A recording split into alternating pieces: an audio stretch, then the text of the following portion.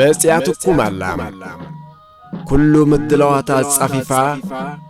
መራኽን ሰሓብን ዝትሑስ ተኣወይን ገዛና ንብድሆታትን መሰናኽላትን ጉዕዞ ደቂ ሰብ ብዕምቆት ብምፍታሽ ጀሚርካ ከተቋርጾ ብዘይከኣል አቀራርባ ቻነል ወይን ገዛና ብዘለዋ ብሉጽነት ጸብለል ኢላ ንልብታት ተኸታተልታ ከተርዊ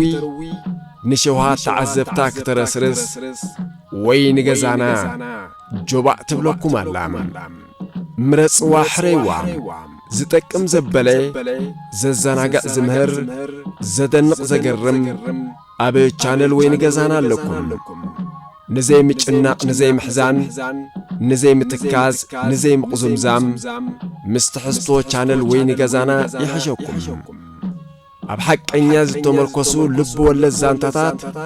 ኣደነቕቲ ፍጻመታት ንኽሰምዖ ዝማርኽ بقጨውጨውታ እዚ ዓለም ንኸይትተሓዙ